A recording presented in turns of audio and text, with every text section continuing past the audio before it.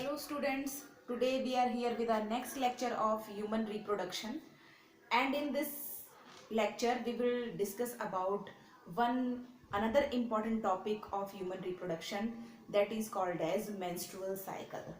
So in today's lecture we will discuss about the menstrual cycle.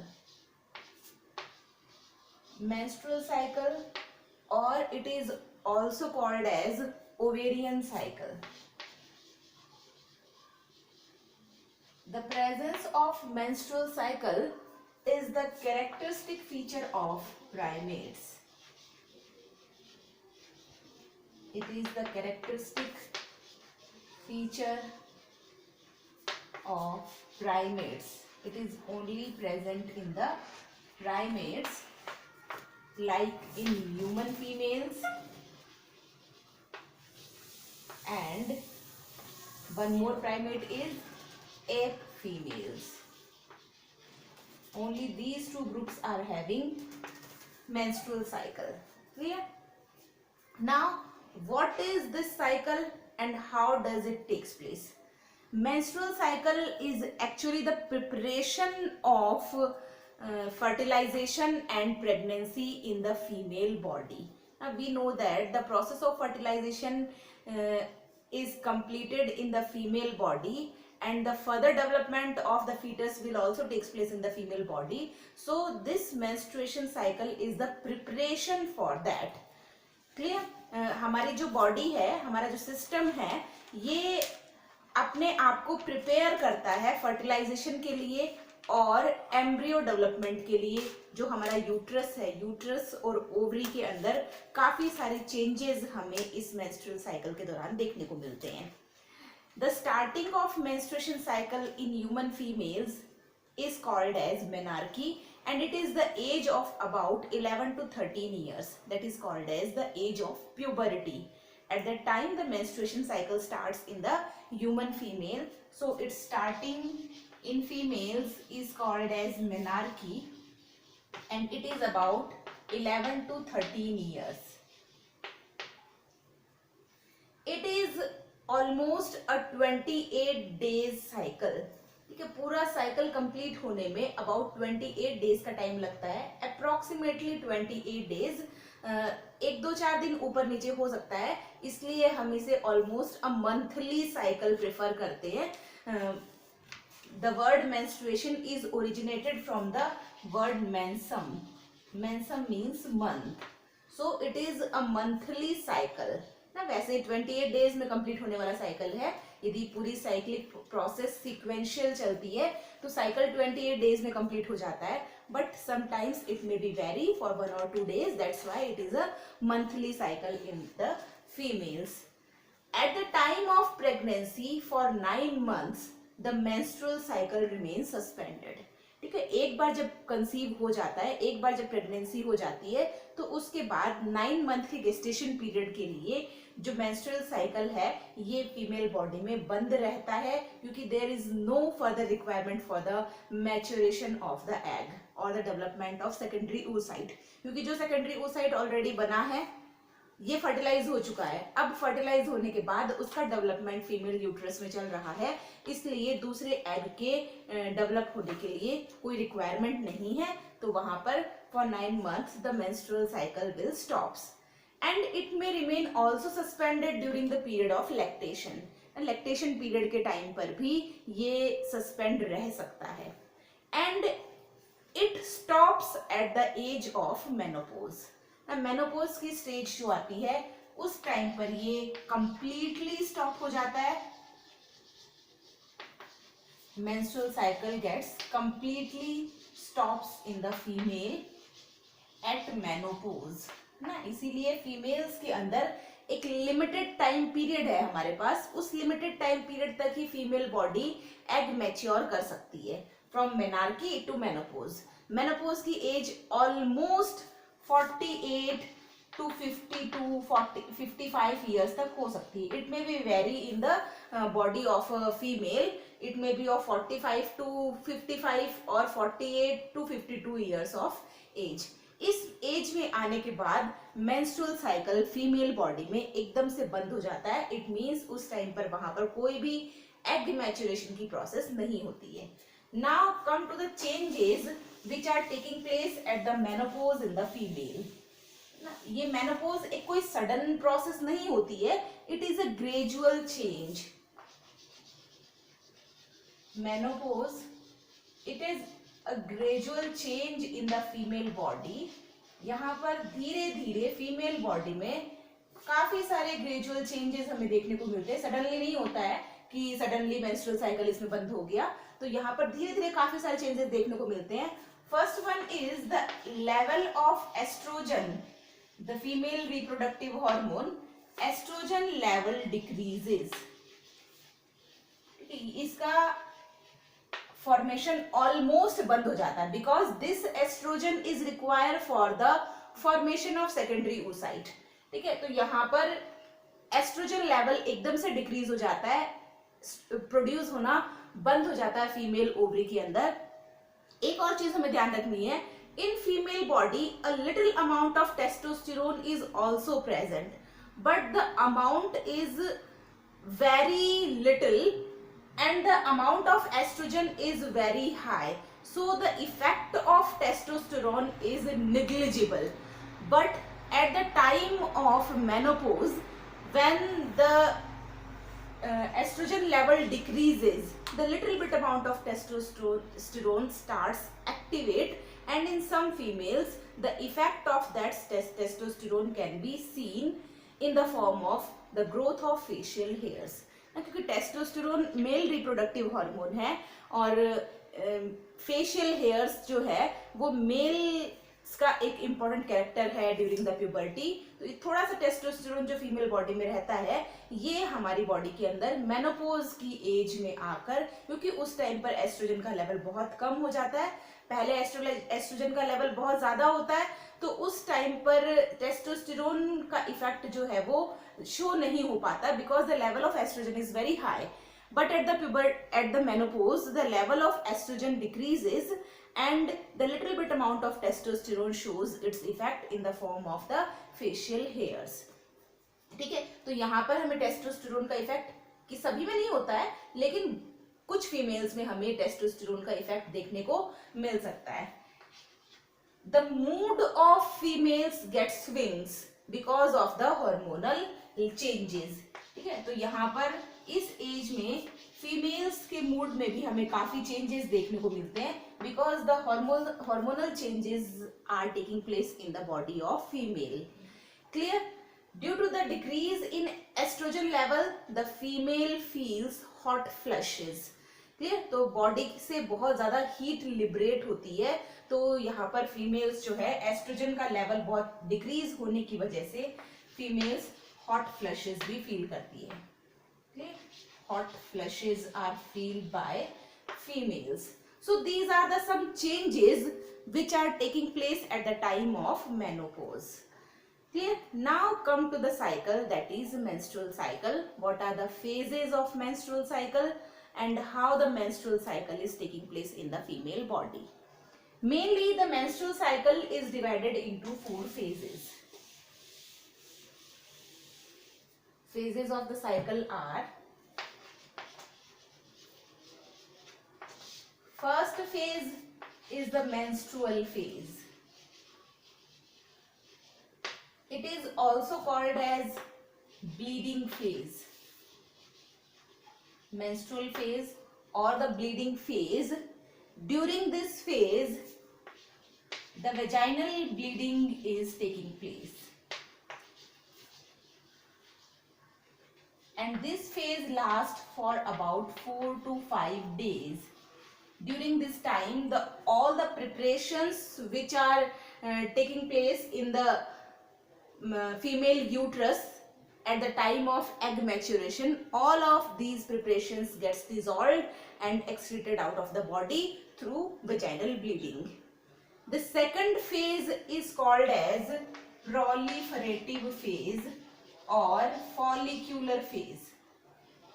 Proliferative or follicular phase. During this phase, the female body again starts the preparation for receiving a fertilized egg. ठीक है, actually इस cycle के दौरान female body में होता क्या है, female body अपने आप को प्रिपेयर करती है for receiving the fertilised egg, है ना.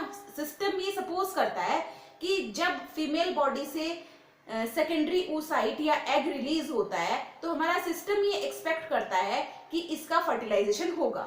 जब स्पर्म से फर्टिलाइजेशन होगा तो उसके बाद जब एम्ब्रियो बनेगा तो वो कहाँ पे जाएगा, हमारे यूट्रस में जाके उसका डेवलपमेंट स्टार्ट होगा. तो इस टाइम पर फीमेल यूट्रस अपने आप को प्रिपेयर करता है for receiving a fertilised egg.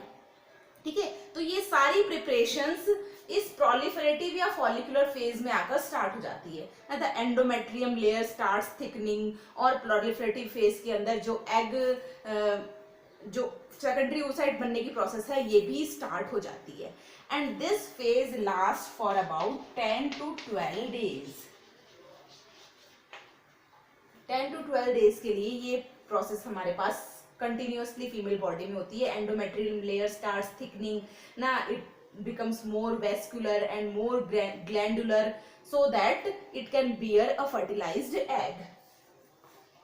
Next process, next phase, that is called as ovulation phase.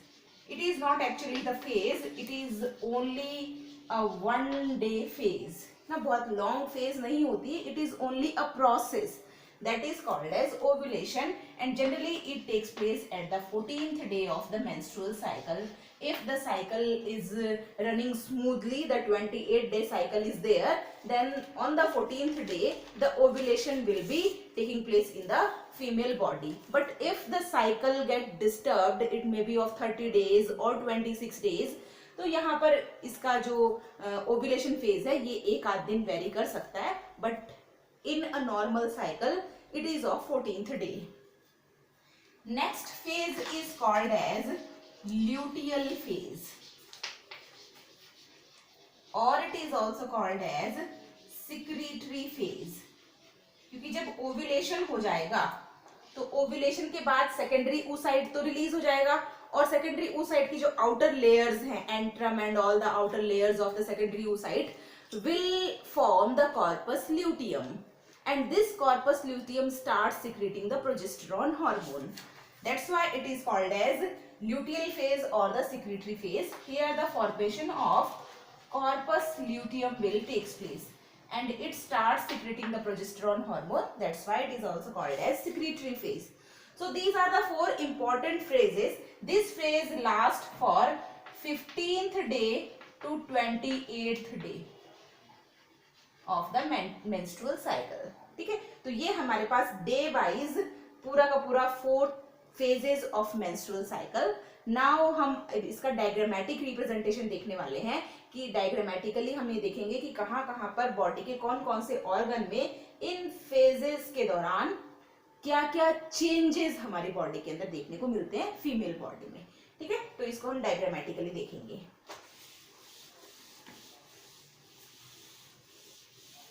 Menstrual cycle, it gets completed in the 4 phases. और इस menstrual cycle के टाइम पर हमारी यूटेराइन वॉल में, ओवरी के हॉर्मोन्स में और ओवरी में काफी सारे चेंजेस हमें देखने को मिलते हैं. सो हम इसको देखते हैं अलग अलग जगह पे कहाँ पे क्या क्या चेंजेस होंगे. Suppose this is the uterine wall.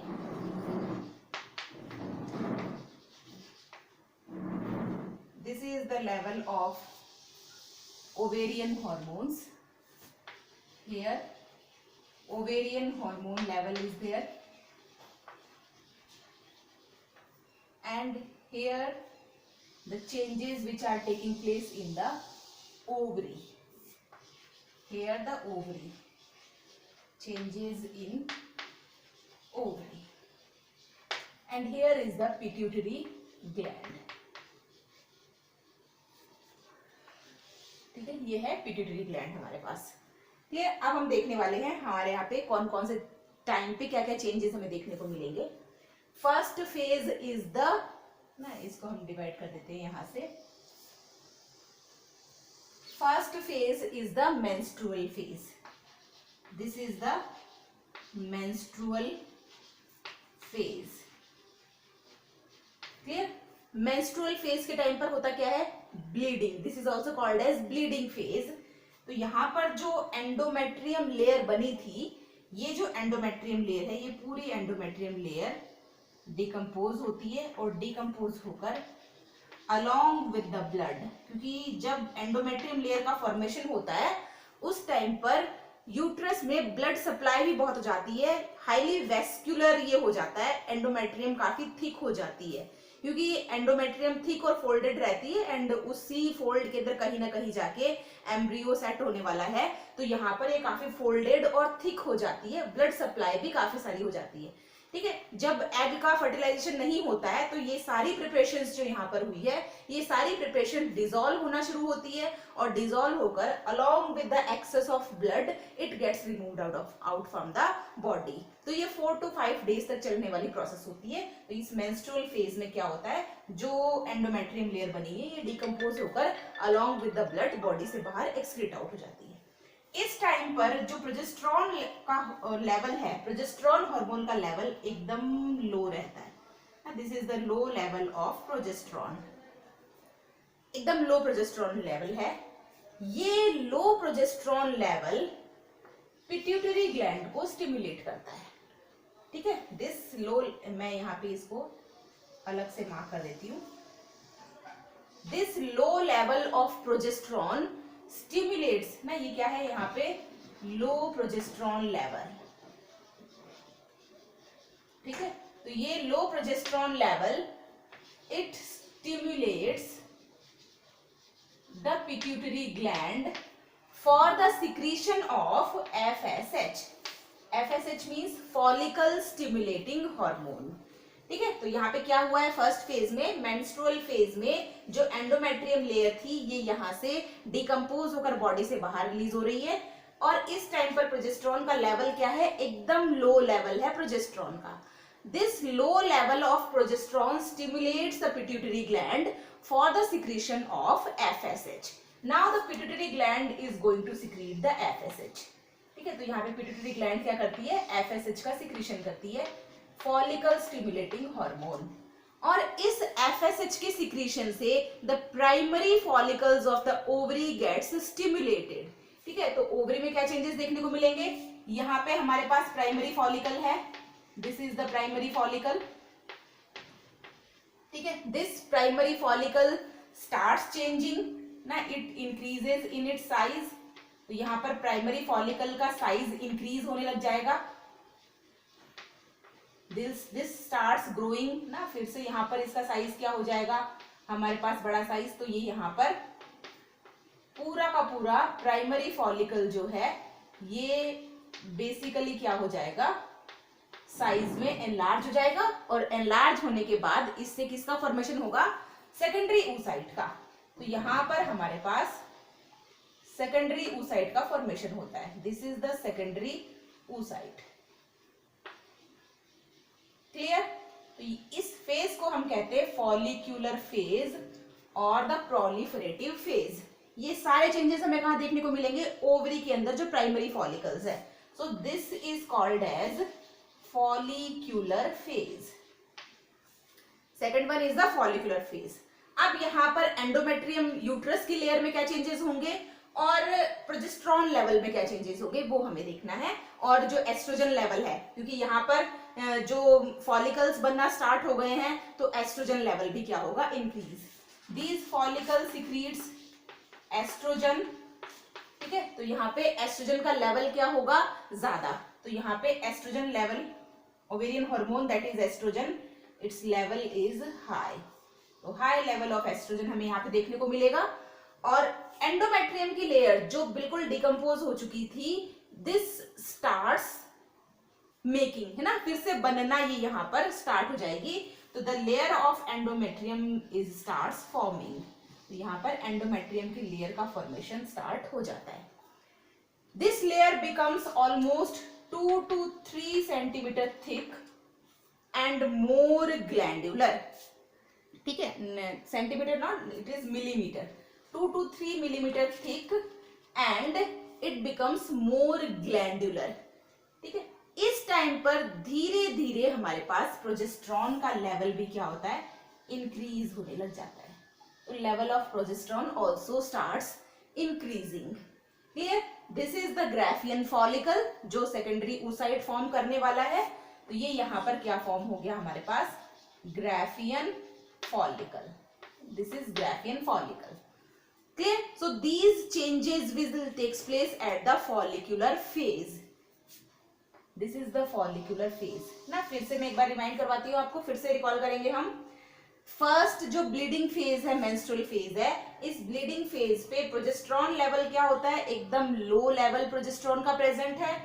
और जो मेंस्ट्रुअल ब्लीडिंग है वो यहाँ पर स्टार्ट रहती है. Endometrium layer and the excess amount of blood which is present inside the uterus gets removed out from the body.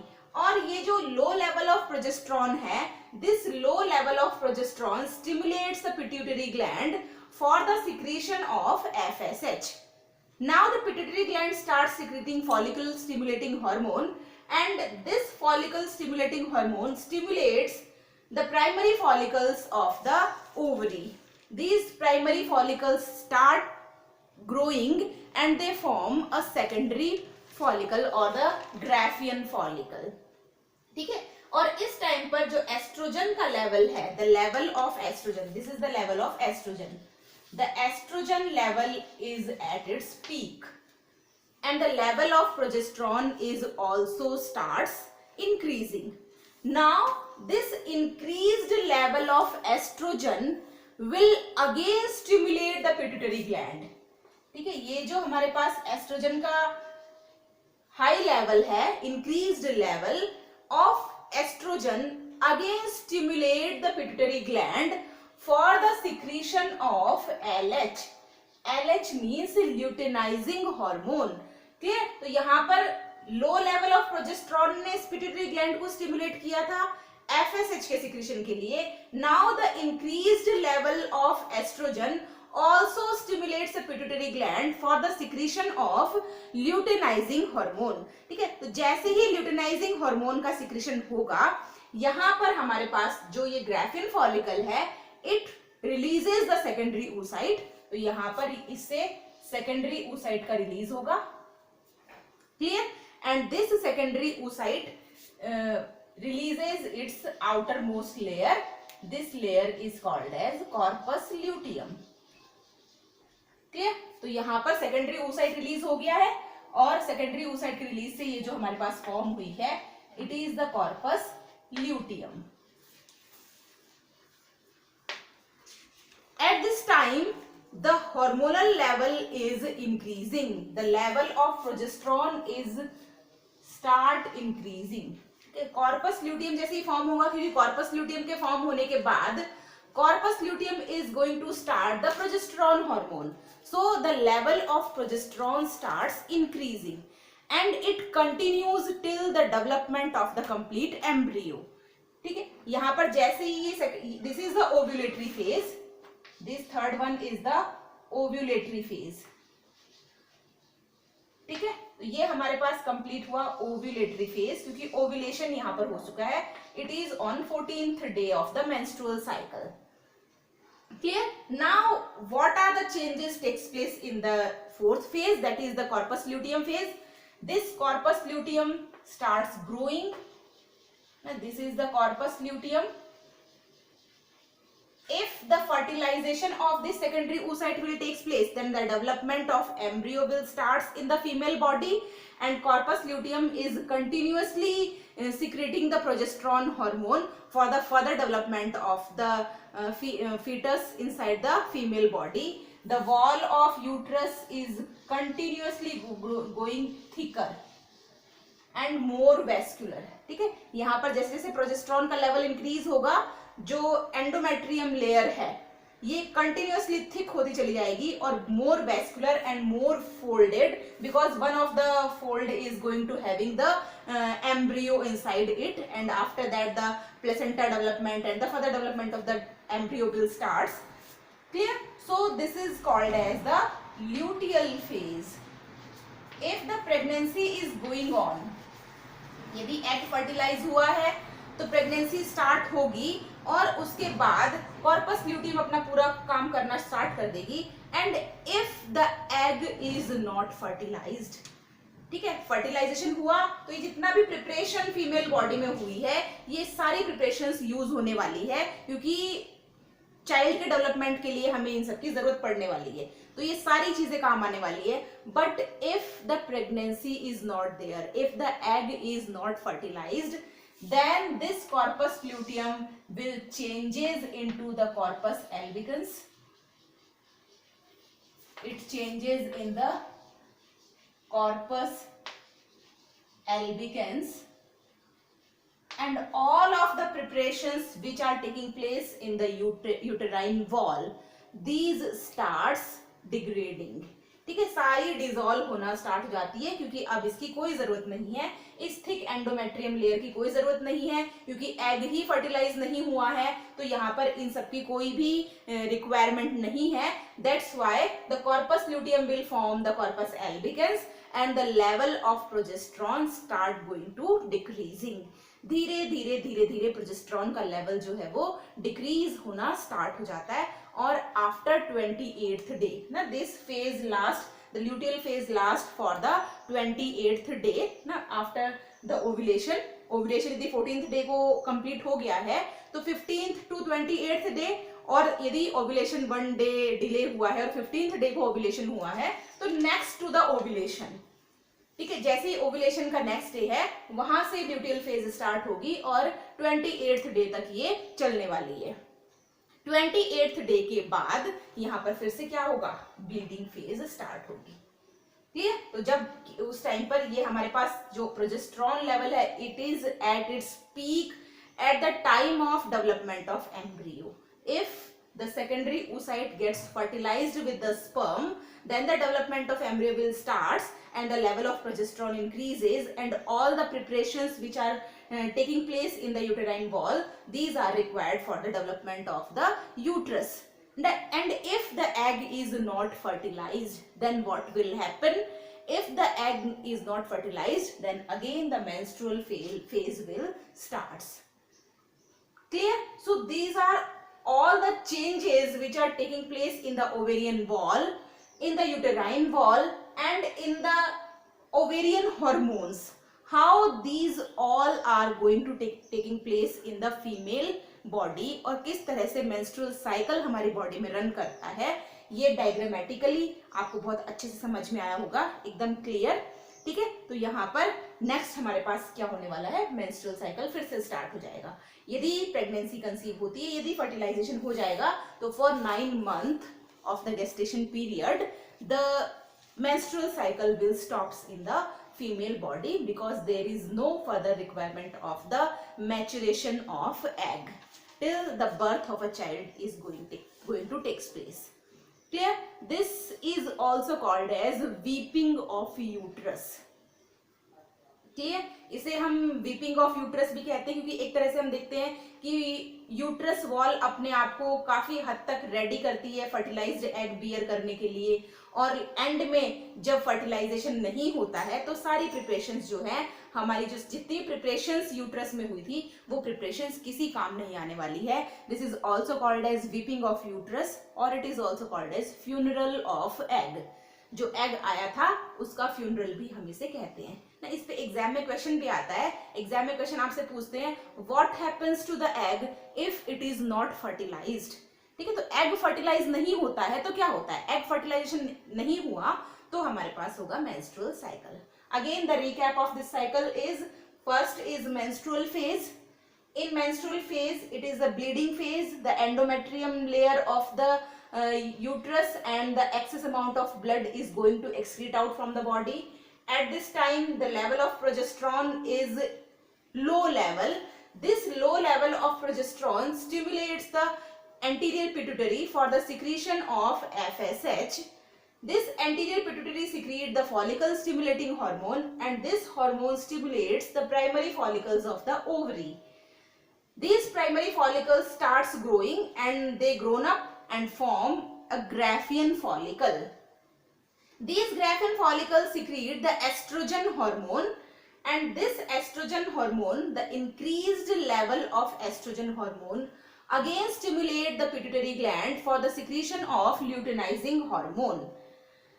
This luteinizing hormone helps in the release of secondary oocyte and formation of corpus luteum. This corpus luteum starts secreting progesterone hormone and the level of progesterone is going to increase. If this secondary oocyte gets fertilized with the sperm, then the level of progesterone is going to increase because it is used for the development of the embryo, and so many changes are takes place in the embryo. The different embryonal stages are going on, and if the fertilization is not taking place, then this corpus luteum will changes into the corpus albicans and the level of progesterone starts decreasing day by day, and after the 28th day again the menstrual cycle or the menstrual phase is coming in the cycle. Clear? So this is all about the menstrual cycle, which is a very important cycle in the human females, and it is the preparation of fertilization and pregnancy for pregnancy in the female body. This is the characteristic feature of the primates only. In non-primate animals, a different type of cycle is there, that is called as oestrus cycle. About oestrus cycle we will discuss in the next video. So till then completely watch this video. बार बार इस video को आप देखिए, काफी सारी चीजें हैं जो आपको इसको देखने से समझ में आएगी. Thank you very much.